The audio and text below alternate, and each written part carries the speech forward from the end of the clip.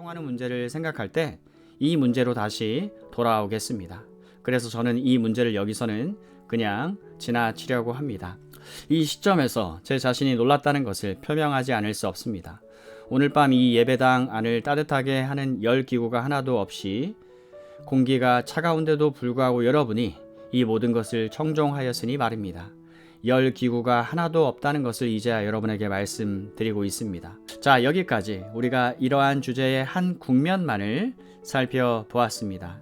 삶에 대한 그리스도인의 보편적인 관계, 그리스도인의 국가관을 살펴보았습니다. 우리는 너무 많은 결론으로 대번에 비약하지 않아야 합니다. 저는 보편적인 원리들을 단순하게 전제하고 있을 뿐입니다. 하나님께서 원하시면 이 문제를 보다 더 상세하게 다루어 나가게 될 것입니다. 아멘. 제3장 하나님께서 포기하지 않은 세상. 각 사람은 위에 있는 권세들에게 굴복하라. 권세는 하나님께로 나지 않음이 없나니 모든 권세는 다 하나님이 정하신 바라. 그러므로 권세를 거스르는 자는 하나님의 명을 거스름이니 거스르는 자들은 심판을 자취하리라. 관원들은 선한 일에 대하여 두려움이 되지 않고 악한 일에 대하여 되나니 네가 권세를 두려워하지 아니하려느냐. 선을 행하라. 그리하면 그에게 칭찬을 받으리라. 그는 하나님의 사자가 되어 너에게 선을 이루는 자니라. 그러나 네가 악을 행하거든 두려워하라. 그가 공연히 칼을 가지지 아니하였으니 곧 하나님의 사자가 되어 악을 행하는 자에게 진노하심을 위하여 보응하는 자니라. 그러므로 굴복하지 아니할 수 없으니 노를 인하여만 할 것이 아니요 또한 양심을 인하여 할 것이라. 너희가 공세를 바치는 것도 이를 인함이라. 저희가 하나님의 일꾼이 되어 바로 이 일에 항상 힘쓰느니라. 모든 자에게 줄 것을 주되 공세를 받을 자에게 공세를 바치고 국세 받을 자에게 국세를 바치고 두려워할 자를 두려워하며 존경할 자를 존경하라. 로마서 13장 1절 이하 7절 말씀입니다. 하나님께서 포기하지 않은 세상. 우리는 지금 로마서 13장 처음 7구절에 대한 섬세한 서의를 마친 셈입니다. 이처럼 기초 작업을 해놓는 일은 중요하였습니다. 사도 바울이 정확히 무엇을 말하고 있는지에 대해서 명백하게 알기 전에는 교리나 교훈이라는 지식에 도달할 수 없습니다. 그래서 우리는 사도가 여기서 제시하는 교훈을 숙고해 나갈 수 있게 되었습니다. 이 교훈은 매우 중요합니다. 사도는 그리스도인들이 국가와 어떤 관계가 있는지, 나라의 법에 대하여는 어떠한 지의 전체 문제를 다루고 있기 때문입니다. 이 주제는 성경에서 자주 거론되는 주제는 아닙니다. 이 대목이 바로 이 문제에 관한 표준 구호와 같은 역할을 하게 되는 것도 바로 이 때문입니다. 따라서 장구한 교회사에 있어서 때때로 이 구절이 특별한 주목을 받았던 것입니다. 교회 역사를 읽어보면 하나님의 사람들이 그 사고방식과 사상에 있어서 진실로 영적이 되었을 때 이 대목의 교훈을 매우 주의 깊게 숙고해야만 했던 적이 흔하였다는 것을 발견할 것입니다. 왜냐하면 그들이 살았던 나라들에 대해 어려운 난제들이 떠올랐기 때문입니다. 초대교회 그리스도인들의 경우는 분명히 그러하였습니다. 20세기에도 21세기에도 이 주제는 여러 차례 아주 중요한 문제로 대두되었습니다. 개발도상 국가들이나 이제 막 건설된 신생 국가들 중에 많은 나라들에서 그러합니다. 20세기의 그리스도인들은 그 이전 여러 세기에 살던 사람들보다 이 대목을 더 자주 숙고하지 않으면 안 되는 상황에 처하였습니다. 나치즘과 다른 교훈들이 다른 여러 나라들의 통치자들과 지배자들의 사고 방식 속에서 우세하여졌습니다. 제가 볼 때 세계가 현재 추세대로 진행해 간다면 국가와 그리스도인의 관계는 갈수록 중요한 주제가 될 것입니다. 바로 이 웨스트민스터 채플 교회당 안에서 예배를 드리던 분들 가운데는 이미 자기들 나라들에서 야기된 상황들 때문에 바로 이 교훈을 대면해야만 하는 사람들이 있었습니다. 참고로 저자가 이 말씀을 강론하며 담임하여 섬기던 교회가 웨스트민스터 채플입니다. 그들은 반역과 모반이 있었던 곳에서 살았습니다. 그래서 그들이 사는 그곳의 모든 것이 변하였습니다. 그들은 그리스도인들로서 이 모든 일에 대한 자기들의 관계를 어떻게 수립해야 할지, 이 일에 대해서 무엇을 해야 할지 결정하여야만 했습니다. 우리 모두가 여러 다양한 방식으로 앞으로 오는 세월 속에서 바로 이 같은 이슈들을 대면하지 않으면 안 될지 누가 알겠습니까? 우리의 시선을 장악하는 첫 번째 원리는 보편적인 것으로 자기들이 살고 있는 세계에 대해서 그리스도인들이 어떤 관계를 가지고 있느냐는 것입니다. 보편적인 원리. 제가 지적해 드린 것처럼 어떤 사람들은 자기들이 그리스도인들이 되었기 때문에 더 이상 이 세상의 삶에는 관계가 없으며 이런저런 인간관계에서 벗어날 수 있다고 생각하는 경향이 있습니다. 자, 이 문제는 매우 중요합니다. 우리는 여전히 이 세상에 살고 있으며 이 세상의 삶의 한 부분을 이루고 있기 때문입니다. 우리는 영적인 의미에서는 세상에 속한 사람들이 아닙니다. 하지만 실제적으로는 다른 모든 의미에서 세상에 속한 사람들입니다. 바로 이 면에서 난제가 자주 떠올랐습니다. 저는 이것을 이렇게 표현하고 싶습니다. 우리가 그리스도인들이 되었다는 사실은 소위 자연 질서라 부를 수 있는 것으로부터 벗어났고 그러한 제도에서 면제되었음을 뜻하는 것은 아닙니다. 저는 여기서 우리와 국가와의 관계에 대해서만 생각하지 않고 있습니다. 결혼이나 또한 남성과 여성의 이슈들과 같은 문제들도 생각하고 있습니다. 사도 바울이 디모데 전서 2장에서 말하는 것을 주목해 보십시오. 우리는 거기에서 사도가 디모데에게 이것을 다른 사람들에게 가르치라고 상기시키는 것을 발견합니다. 구원의 입장에서 본다면 남자나 여자가 구별이 없다고 말하는 것이 진리입니다. 그럼에도 불구하고 교회 안에서조차 그 구별은 여전히 존재한다는 것입니다. 우리가 그리스도인이 되었다는 사실이 남자들이나 여자들의 상대적인 입장 차이를 벗어나게 하는 것은 아닙니다. 사도 바울은 여자가 가르치는 것을 허락하지 않는다고 말합니다. 어째서 그가 그렇게 말하고 있습니까?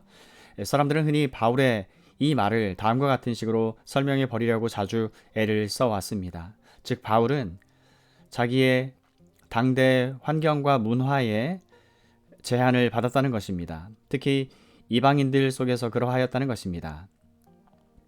하지만 그렇지 않습니다. 사도는 타락 이후 언제나 진리가 되어 왔던 한 원리를 진술하고 있습니다. 디모데전서 2장 14절에서 바울은 지적합니다. 먼저 타락한 것은 여자요. 바로 그 때문에 여자는 그에 대한 어떤 귀추들을 지니고 있다는 것입니다.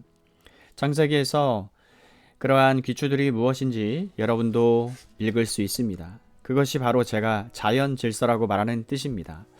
인생 속에는 근본적인 관계들이 있습니다. 그런 관계들이 성경에 전제되어 있습니다. 우리가 그리스도인들이 되었다는 사실이 이 같은 근본적인 관계들의 어떤 차이를 가져오지 않습니다. 그러므로 결혼, 즉 남편과 아내의 관계, 남자와 여자의 관계, 부모와 자녀들의 관계, 일하는 문제 등등이 단순히 그리스도인이 되었다는 사실 때문에 바뀐 것은 아닙니다. 어째서 그렇습니까? 대답은 이러합니다. 이 세계는 하나님의 세계이기 때문입니다. 하나님께서 세상을 지으셨습니다. 남자와 여자를 만드시고 모든 것을 지으셨습니다.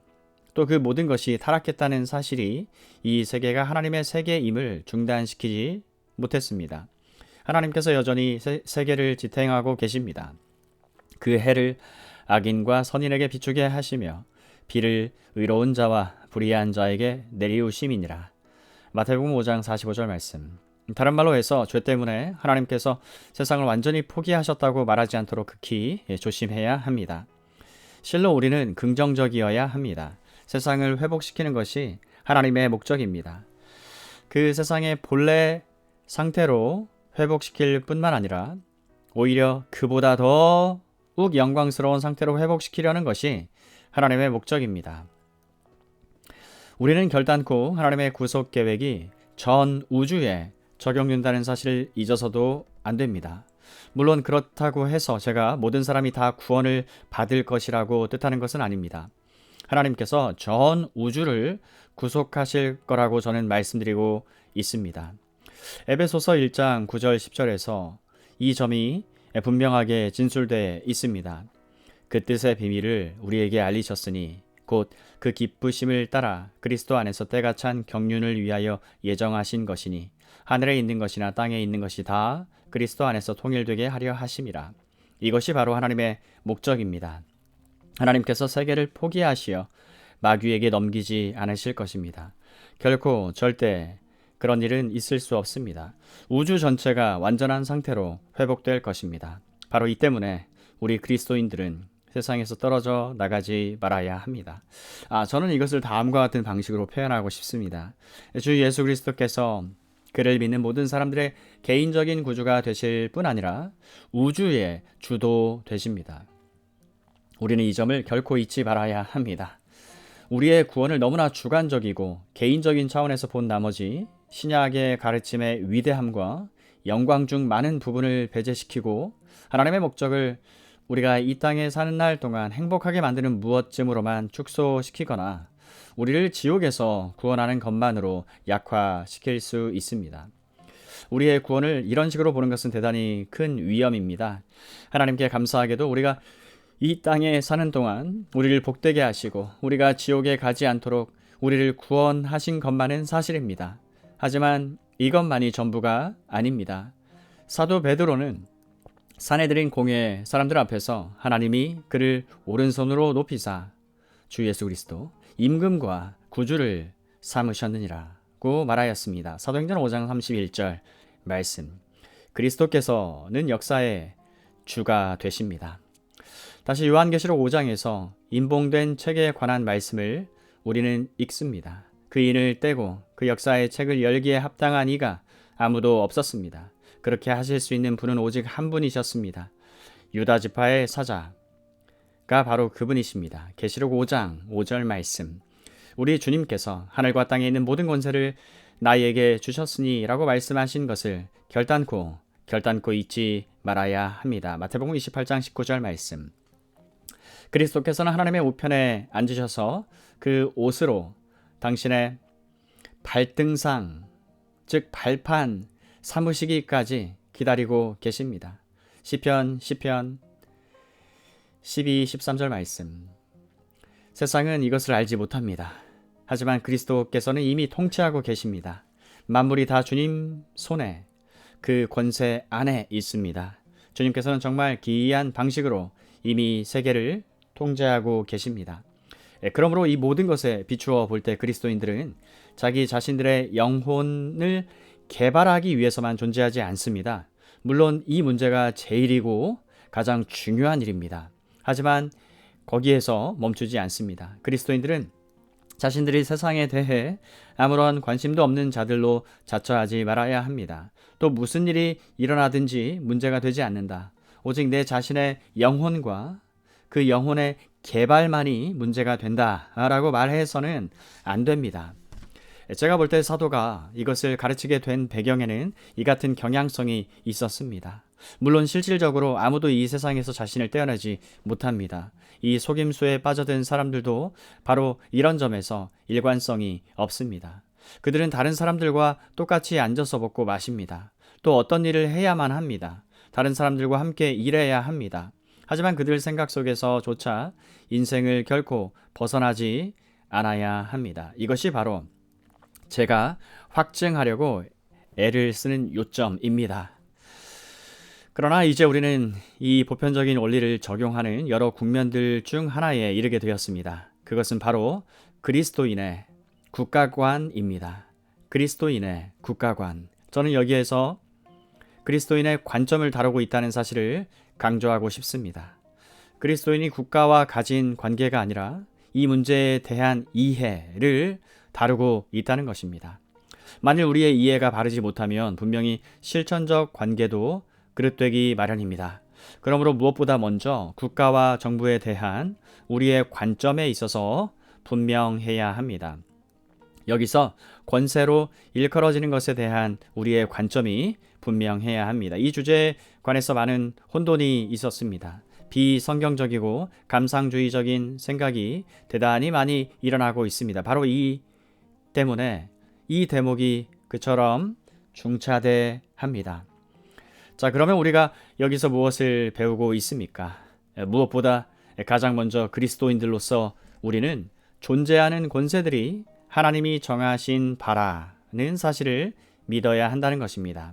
권세는 하나님께로 나지 않음이 없나니 모든 권세는 다 하나님이 정하신 바라. 그것이 바로 근본적인 진술입니다. 국가와 정부, 행정관들은 사람이 고안해낸 것이 아니고 또 사람이 원하거나 사람이 꾀를 내어 세운 것이 아닙니다. 소위 주도적인 권위자들에 대한 관점이 어쩌하다 할지라도 우리는 성경에 입각해서 남자들이나 여자들이 동물로부터 진화한 것이 아니라고 역설합니다. 또 사람들의 문화와 정부도 결코 그런 식으로 존재하는 것이 아닙니다. 절대로 아닙니다. 이러한 것들은 하나님의 행사와 활동의 결과들입니다. 국가를 세우신 분은 하나님이십니다. 진화론적 관점은 이렇게 말할 것입니다. 인간이 점차 이러한 일들을 생각해내었고 그래서 이러한 것들은 실험과 오류의 결과로 진화되어 나왔다. 전혀 그릇된 주장입니다. 모든 원리들이 구약 성경에 이미 전개되어 있음을 여러분은 아십니다. 이 점에 대해서 우리는 분명해집시다. 사도 바울은 정부, 법과 질서가 다 하나님의 생각에서 나온 것이라고 말합니다. 물론 사도는 모든 계계 법칙이나 모든 나쁜 통치자도 필연적으로 하나님이 세우셨다고 말하는 것은 아닙니다. 사도는 정부와 법과 질서에 대한 전체의 개념에 관해서 관심을 두고 말하고 있습니다. 정부와 법과 질서에 대한 전체 개념, 이것이 바로 우리가 제시하는 첫 번째 명제입니다. 두 번째로 사도 바울은 어떤 특별한 정부 형태가 하나님이 세우신 바라고 말하고 있지도 않습니다. 정부라는 개념이 하나님께 세움을 받았다고 말하고 있을 뿐입니다. 다른 예를 들어 군왕제도나 귀족 정치 제도가 하나님께 세움을 받았다고 말하고 있지 않습니다. 또 통치자는 황제뿐이어야 한다고도 말하고 있지 않습니다. 또는 민주주의만이 정부의 오직 유일한 바른 형태라고 말하고 있는 것도 아닙니다.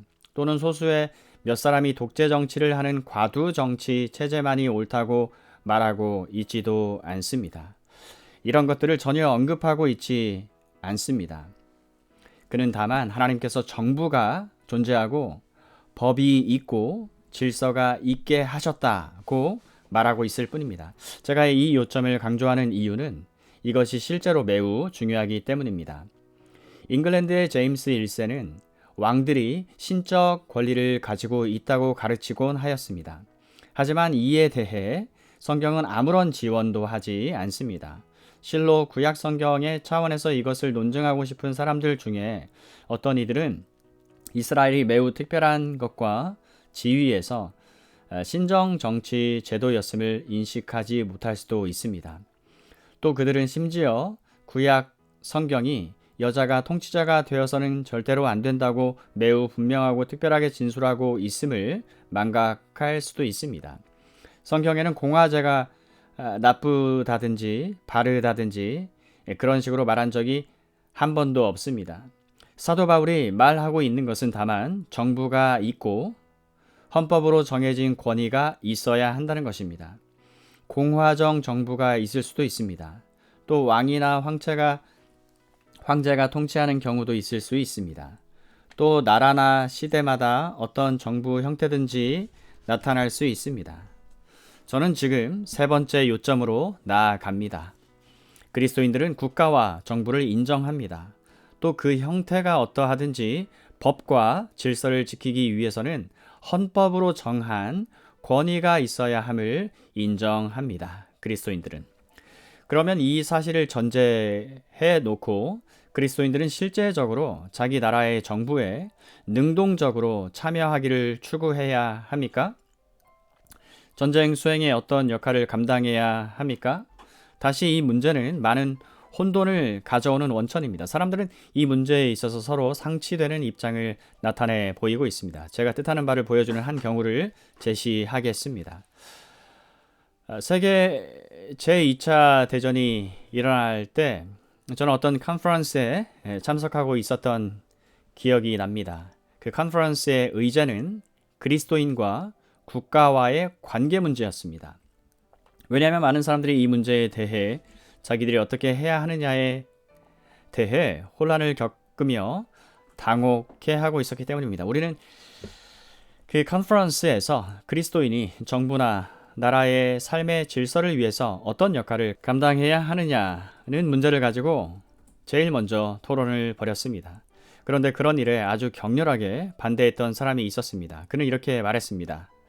정치요? 그것은 더러운 게임입니다. 그리스도인들은 지방 정치든 나라 전체를 위한 중앙 정부 정치든 전혀 관여하지 말아야 한다고 그는 주장한 것입니다. 그런데 그 사람은 영국 군대에서 존귀한 지위를 차지하고 있었습니다. 그는 자기 병력 기록을 매우 자랑스럽게 여겼고 그는 모든 젊은이들이 군대에 즉시 입대할 것을 종용하고 싶어 하였습니다. 그래서 저는 그 사람에게 지적하지 않을 수 없었습니다. 당신은 전쟁을 방지하는 정치를 더러운 게임으로 간주하면서도 싸우고 사람들을 죽이는 일은 더러운 게임으로 보지 않는다는 식으로 말씀하시는군요. 바로 이 같은 사고방식은 자주 나타나는 일종의 감상주의적이고 피상적인 방식입니다. 이것은 일들을 통합적으로 바르게 생각하지 못한 증거입니다. 특별히 성경적인 방식으로 생각하지 못해서 나온 결과입니다. 이 같은 입장을 변호하기 위하여 자주 인용되는 성경 구절은 너희는 저희 중에서 나와서 따로 있고 라는 말씀입니다. 고린도후서 6장 17절. 그런 일을 하자니 그리스도인이 아닌 사람들과 섞일 수밖에 없으니 정치나 정부의 일에 관여해서는 안 된다는 것을 가르치기 위하여 본문을 구실로 삼아 인용합니다. 하지만 이 같은 입장에 대한 즉각적이고 분명한 대응이 여기 있습니다. 이 같은 식으로 큰 소리로 고함치며 외치는 사람들이 매일 그리스도인들이 아닌 사람들과 아주 자주 함께 일하고 있다는 사실입니다. 그들은 자기들의 생활비를 벌기 위해서 그렇게 하지 않으면 안 됩니다. 그들 자신도 알지 못하는 사이에 그런 일을 해서는 절대로 안 된다는 식으로 말하던 바로 그 일을 하고 있습니다. 저는 이 요점을 보여주는 한 실례를 말씀드리겠습니다. 1862년에 한 작은 책이 출판되었습니다. 아더 프리드햄의 로마서 강해입니다. 프리드햄은 매우 훌륭한 강해자입니다. 그러나 이 대목에 이르게 되었을 때 그는 아주 주목할 만한 것들을 말합니다. 그는 이렇게 그 책에 쓰고 있습니다. 그리스도 신자가 하나님의 교리를 존중하고 싶으면 양심의 가책을 느끼지 않기를 힘써야 한다. 정말 옳습니다. 그리스도인은 자기가 섬기는 구주의 눈앞에 흠이 없게 행하기 위해서 진력해야 한다. 이 또한 매우 옳습니다. 정치적인 문제들을 결정함에 있어서 그리스도인들은 아무 상관을 하지 말고 주를 위해서 사람의 모든 제도에 굴복해야 한다. 그는 강조하여 주를 위하여 사람의 모든 제도에 굴복해야 한다. 이탈릭체로 쓰고 있습니다. 하나님께서는 사람의 정한 제도에 있어서 그리스도인보다 앞서 가신다는 것입니다. 자, 프리드햄은 여기에 흥미있는 각주를 달고 있습니다. 베드로전서 2장 13절 이하 15절.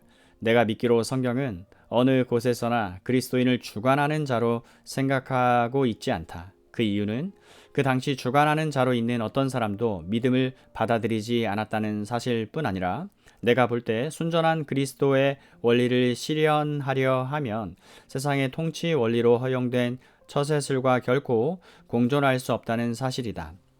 육체는 영을 알아보지 못할 것이고 세상이 그리스도께 복종하지 않을 것이다. 성령의 능력 안에서 하나님의 진리를 따라 시행되는 정치는 교회 말고는 하나도 존재하지 않을 것이다. 자, 분명히 이 진술은 명백하지 않습니까? 프리드햄은 그리스도인은 정부의 문제에 결코 관여해서는 안 된다고 말하고 있습니다. 그의 견해로는 그리스도인은 주관자, 왕이나 여왕이나 황제나 수상이나 다른 어떤 행정 강요가 될 수 없다고 말하고 있는 것입니다. 하지만 저는 이 같은 입장이 얼마나 앞뒤가 맞지 않는 것인지 보여드리고자 합니다.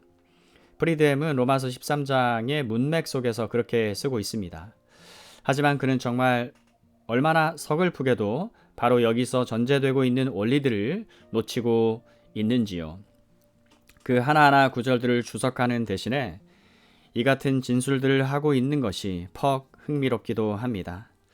프리드햄은 그 당시 그리스도인으로서 주관자 입장에 있었던 사람이 하나도 없다고 말합니다. 물론 그 말이 옳은 말입니다. 하지만 그 사실과 그 입장이 무슨 상관이 있습니까? 디모데전서 2장에서 사도는 우리가 왕들을 위해서 기도해야 하고 권위의 자리에 있는 사람들을 위해서 기도해야 한다고 가르칩니다. 그들을 위해서 무엇 때문에 기도해야 합니까? 사도 바울은 계속해서 그들의 구원을 위해서 기도해야 한다고 말합니다. 하나님은 모든 사람이 구원을 받으며 진리를 아는 데 이르기를 원하느니라. 4절 말씀. 이 말씀은 다른 사람들 뿐만 아니라 왕들과 권위의 자리에 있는 사람들도 구원받기를 원하신다는 뜻입니다. 여러분도 알다시피 초대 그리스도인들 가운데 어떤 이들은 그들을 위하여 기도하지 않았습니다. 이 주관자들을 울타리 밖에 있는 자들이라고 느꼈던 것입니다.